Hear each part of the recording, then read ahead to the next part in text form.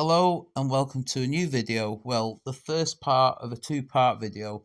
We're going to be exploring the former Tottington branch near Bury in Lancashire, and we're going to have a look at old viaducts, old goods yards, and a number of old stations such as the terminus at Holcombe Brook, Greenmount, Knowles Level Crossing, Tottington, Sunnywood Halt, Woolfold, Brandlesholme Road, Woodhill Road, and Bury Bolton Street.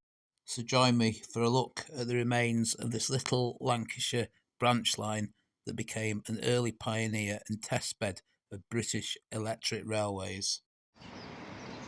Hello and welcome to this new video, and we're in Holcombe Brook near Bury in Lancashire, and we're going to trace the route of the Bury and Tottington District Railway, and this was the starting point here. So I'll cover a little bit of the history later on in the video, but we'll just have a look at what the Holcombe Brook station site is now like. The station was opened 1882 to 1952 and 1960 for goods. At some point afterwards it's been redeveloped as a shopping parade, but there is some remains that must date back to the time of the railway. Maybe this was an entrance into the station site. So this, like I said, was the site of the station. I'll have a quick scout round, see if there's anything left. The track bed ran down this road here, but we can pick it up at Greenmount, which is the first intermediate station, and it does get a heck of a lot better from that point onwards. There's a lot to see along this line. No, there doesn't appear to be much left here at all, if anything. The passenger station covered the right hand side of this, what we can see on the map, and that's roughly where the shops have been built. So one last look at Holcombe Brook station site. We'll go onwards now to Greenmount, and it does get a lot better as we go along. We're back on the track bed here at Greenmount. As you can see, it's been completely redeveloped in that direction, but the Kirklees trail starts here, takes us onto the site of Greenmount station. I think that's the original entrance ramp down to the station. The station was roughly where those two people are down there. There appears to be a short siding going off at the bottom of this map. However, it's only a little village, so it was a small station here. So just fade out from the old pitch roof Greenmount station. Can't quite see the building with the pitch roof. I think it's a school. That's just through the trees there. The footpath's been raised as the railway Brandlesholme Road ran over a bridge over the track bed at that point. Looks like there might have been a siding down where that muddy bit is there, maybe the track bed of that. So Greenmount station opened with the line in 1882, closed to passengers in 1952. So it's just a footpath today, but we've got Station Road apparently just off here. So it does start to get quite interesting from this point onwards. Quite a lot of relics left. There's a few sidings and a number of stations that we're going to see today. So here we've got Shepherd Street that goes across. Just on the other side, the site of Knowles Level Crossing Halt. Just in this area here.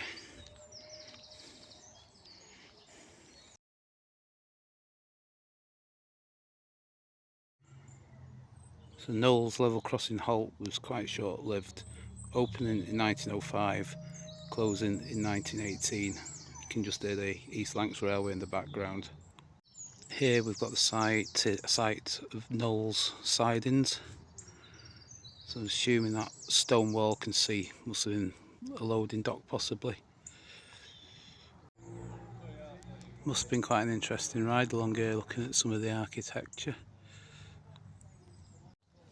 So at this point, Knowles siding branched off. I'm assuming this is the track bed here, and that went to serve Tottington Mill. This is the track bed for Knowles siding. Served the town's mill. I think they go off basically following the tree line in that sort of direction. So we've got an old gate post here, still with the hinge bracket on it.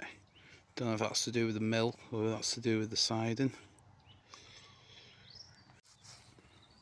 We've got more stonework here as well. So again, don't know if this was connected to the siding or not, but we're basically in the area where the siding once ran. So as you can see from the Victorian cobbles, there was definitely something here at one point.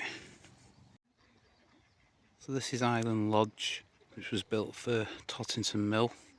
Carrying the main line over there was a 9-arch viaduct. Here's another look at the viaduct, Tottington Viaduct.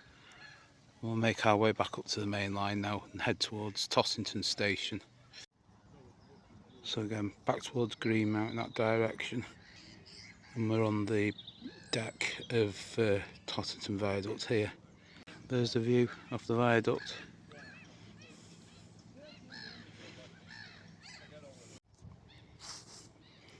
So on the whole, it's quite a scenic route this was in its day.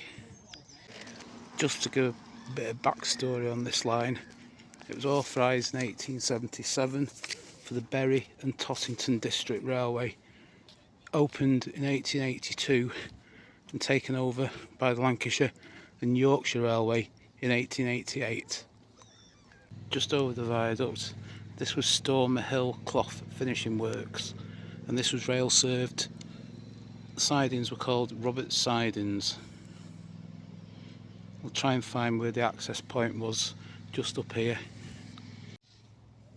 So this, I believe, was the site of the coal sidings for the cloth works. The access from the rail, from the line, was in the vicinity of this area here. So to carry on the backstory, Lancashire and Yorkshire Railway were approached by the Dick Kerr Works in Preston to use the line for testing of an electric railway system, a 3,500 volt system. Successful testing would allow the company to tender for jobs abroad, and just approaching now one of the remaining bases for one of the electrical poles. So in 1913 electric trains started running, and as far as I know continued in use until the closure of the line to passenger traffic. The line closed in 1952 for passenger trains and 1963 for goods. So just looking down on the track bed towards Greenmount Station, and again down on the remains of Tottington Station.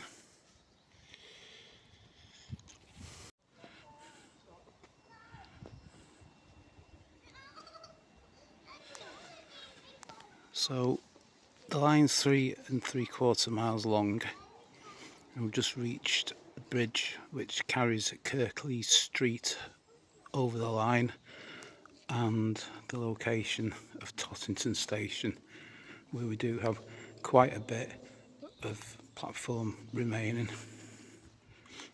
So just looking at these aerial views now, at the bottom left and the top centre, we can see the layout of Tottington Station, and just on this map coming up in a second, can see where the railway foundry was in relation to the station.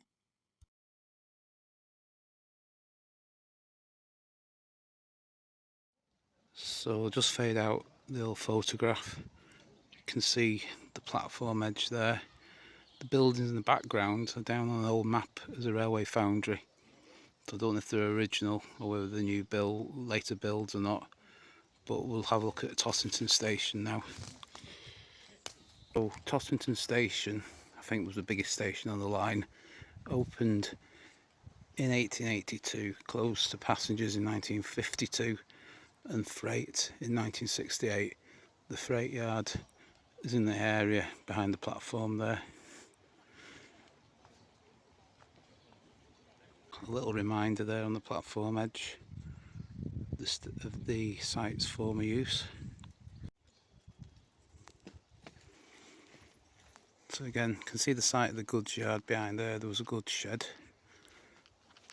Quite a bit of the platform remains. Not concrete facing of it has been disused for over 70 years. So that'll be why it's a little bit all over the place, but it's a fantastic relic. I think this must be the end of the platform here. Looks to be the ramp. So we'll go and have a look in the goods yard area next. Just before we do, got more stonework here, possibly to do with the electric cables.